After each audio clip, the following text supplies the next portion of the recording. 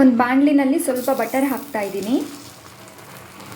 ಇವಾಗ ಅದಕ್ಕೆ 1 ಚಕ್ಕೆ, 2 ಏಲಕ್ಕಿ, 3 ಲವಂಗ ಹಾಕ್ತಾ ಇದ್ದೀನಿ. ಇನ್ ಕೇಸ್ ಏನಾದರೂ ನೀವು ಇದ್ರ ಬದಲಿಗೆ ಗರಂ ಮಸಾಲ ಯೂಸ್ ಮಾಡ್ತೀರಾ ಅನ್ನೋ ಹಾಗಿದ್ರೆ ಈ ಸ್ಟೆಪ್ನ ಸ್ಕಿಪ್ ಮಾಡಿ.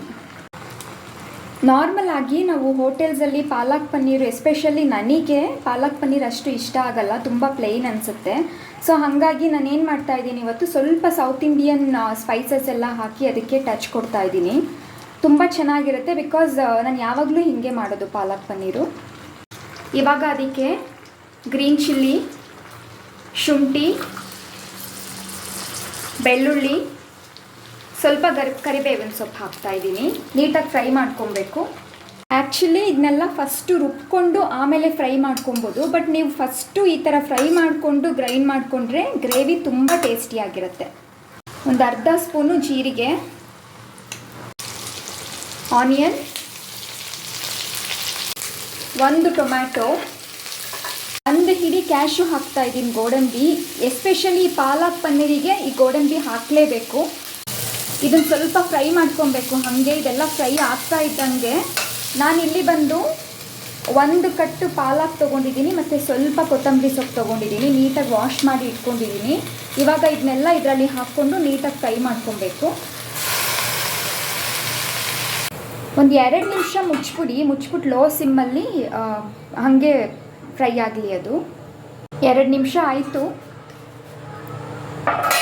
ಇವಾಗ ನೀಟಾಗಿ ಫ್ರೈ ಮಾಡ್ಕೊಬೇಕು, ನೀರೆಲ್ಲ ಹೋಗೋವರೆಗೂ. ಇಷ್ಟು ಬಾಡಿಸ್ಕೊಂಡ್ರೆ ಸಾಕು, ತುಂಬ ಜಾಸ್ತಿ ಏನು ಬೇಕಾಗಿಲ್ಲ. ಇಷ್ಟು ಬಾಡಿದ್ರೆ ಸಾಕು. ಸೊಪ್ಪೆಲ್ಲ ನೀಟಾಗಿ ಬಾಡಬೇಕು ಅಷ್ಟೇ. ಬಿಕಾಸ್ ಆಲ್ರೆಡಿ ನಾವು ಮಿಕ್ಕಿದ್ದೆಲ್ಲ ಮುಂಚೆನೇ ಆಯಿಲಲ್ಲಿ ಬೆಣ್ಣೆ ಹಾಕ್ಕೊಂಡು ಫ್ರೈ ಮಾಡ್ಕೊಂಡಿದ್ವಲ್ಲ. ಸೊ ಇಷ್ಟು ಬಾಡಿಸ್ಕೊಂಡ್ರೆ ಸಾಕು. ಇವಾಗ ಇದನ್ನೆಲ್ಲ ಕೂಲ್ ಮಾಡಿಕೊಂಡು ಗ್ರೈಂಡ್ ಮಾಡ್ಕೊಬೇಕು. ಇದೆಲ್ಲ ತಣ್ಣಗಾಗೋದಕ್ಕೆ ಬಿಟ್ಟಿದ್ದೀನಿ. ಇವಾಗ ಅದು ತಣ್ಣಗಾಗುವಷ್ಟರಲ್ಲಿ ನಾನು ಪನ್ನೀರನ್ನ ಫ್ರೈ ಮಾಡ್ಕೊತೀನಿ. ಒಂದು ಪ್ಯಾನ್ ತೊಗೊಂಡು ಇದಕ್ಕೆ ಪ್ರಿಫರೆಬ್ಲಿ ನಾನ್ ಸ್ಟಿಕ್ ತೊಗೊಳ್ಳಿ, ಸೊ ದಟ್ ಪನ್ನೀರು ಕೆಳಗಡೆ ಅಂಟ್ಕೊಳ್ಳಲ್ಲ. ನಾರ್ಮಲ್ ಪ್ಯಾನ್ ಆದರೆ ನೀವು ಫ್ರೈ ಮಾಡಬೇಕಾದ್ರೆ ಪನ್ನೀರೆಲ್ಲ ಕೆಳಗಡೆ ಅಂಟ್ಕೊಂಡ್ಬಿಡುತ್ತೆ. ಸೊ ಒಂದು ಪ್ಯಾನಲ್ಲಿ ಸ್ವಲ್ಪ ಬಟರ್ ಹಾಕ್ಕೊಂಡಿದ್ದೀನಿ.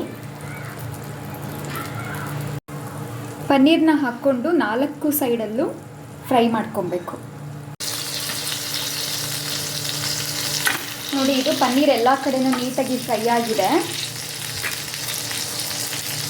ಇವಾಗ ಇದನ್ನ ನೀಟಾಗಿ ನಿಮಗೆ ಎಷ್ಟು ಸೈಜಿಗೆ ಬೇಕೋ ಆ ಸೈಜಾಗಿ ಕ್ಯೂಬಾಗಿ ಕಟ್ ಮಾಡ್ಕೊಳ್ಳಿ. ಇನ್ಫ್ಯಾಕ್ಟ್ ಈ ಪನ್ನೀರನ್ನ ಫ್ರೈ ಮಾಡೋ ಸ್ಟೆಪ್ಪು ಕೂಡ ಆಪ್ಷನಲ್ಲು. ನಿಮಗೆ ಬೇಕಂದರೆ ಫ್ರೈ ಮಾಡ್ಕೊಳ್ಳಿ, ಇಲ್ಲ ಹಾಗೇ ಕಟ್ ಮಾಡಿ ಹಾಕ್ಕೊಬೋದು. ಬಟ್ ಈ ಗ್ರೇವಿಗೆ ನೀವು ಫ್ರೈ ಮಾಡಿ ಹಾಕಿದ್ರೇ ಟೇಸ್ಟ್ ಇನ್ನೂ ಆ್ಯಡ್ ಆಗುತ್ತೆ. ಆ ಫ್ರೈಡ್ ಟೇಸ್ಟ್ ಏನಿರುತ್ತೋ ಫ್ಲೇವರು ಅದು ಆ್ಯಡ್ ಆಗುತ್ತೆ. ಇದೆಲ್ಲ ತಣ್ಣಗಾಗಿದೆ. ಇವಾಗ ನಾನು ಇದನ್ನು ಫೈನ್ ಪೇಸ್ಟ್ ಮಾಡ್ಕೊತೀನಿ. ಇವಾಗ ಒಂದು ಪ್ಯಾನಲ್ಲಿ ಅದೇ ಬಾಣಲಿ ತೊಗೊಂಡಿದ್ದೀನಿ. ಅದಕ್ಕೆ ಮತ್ತೆ ಒಂದಷ್ಟು ಬಟರ್ ಹಾಕ್ಕೊಂಡಿದ್ದೀನಿ. ಇವಾಗ ನಾನು ರುಬ್ಬಿಟ್ಕೊಂಡಿದ್ದೀನಲ್ಲ ಅದನ್ನು ಹಾಕ್ತಾ ಇದ್ದೀನಿ. ವಾಟರ್ ಕನ್ಸಿಸ್ಟೆನ್ಸಿ ಎಷ್ಟು ಬೇಕೋ ಅಷ್ಟು ನೋಡ್ಕೊಂಡು ಹಾಕ್ಕೊಳ್ಳಿ. ನಾರ್ಮಲ್ ಆಗಿ ಇದು ಗ್ರೇವಿ ಆಗಿರೋದ್ರಿಂದ ಸ್ವಲ್ಪ ಗಟ್ಟಿನೇ ಇರಬೇಕು. ಗ್ರೇವಿ ಒಂದು ಬಾಯ್ಲ್ ಬರಲಿ. ಒಂದು ಬಾಯ್ಲ್ ಬಂದಾದಮೇಲೆ ರುಚಿಗೆ ಎಷ್ಟು ಬೇಕೋ ಅಷ್ಟು ಸಾಲ್ಟ್ ಹಾಕ್ಕೊಳ್ಳಿ. 1 ಸ್ಪೂನ್ ಧನಿಯಾ, ಬೇಕಾದಷ್ಟು ರೆಡ್ ಚಿಲ್ಲಿ ಪೌಡರು. ನಾನು ಇದು ಸ್ವಲ್ಪನೇ ಹಾಕ್ಕೊತೀನಿ, ಯಾಕಂದರೆ ನಾನು ಗ್ರೀನ್ ಚಿಲ್ಲಿ ಹಾಕಿದ್ದೀನಿ. ನಿಮಗೆ ಖಾರ ಬೇಕಂದರೆ ಜಾಸ್ತಿ ಹಾಕ್ಕೊಳ್ಳಿ. ಕಸೂರಿ ಮೇಥಿ ಕೂಡ ಹಾಕ್ಕೊಳ್ಳಿ. ಕಸೂರಿ ಮೇಥಿ ಹಾಕಿದ್ರೇ ಈ ಗ್ರೇವಿಗೆ ತುಂಬ ಟೇಸ್ಟಿಯಾಗಿರುತ್ತೆ. ಬಟ್ ನನಗೆ ಖಾಲಿ ಆಗಿದೆ, ಸೊ ಹಾಗಾಗಿ ನಾನು ಸ್ಕಿಪ್ ಮಾಡ್ತಾ ಇದ್ದೀನಿ. ಒಂದು 3 ನಿಮಿಷ ಮೀಡಿಯಮ್ ಫ್ಲೇಮು ಅಥವಾ ಲೋ ಫ್ಲೇಮಲ್ಲಿ ಮುಚ್ಚಿ ಬಾಯ್ಲ್ ಮಾಡ್ಕೊಳ್ಳಿ.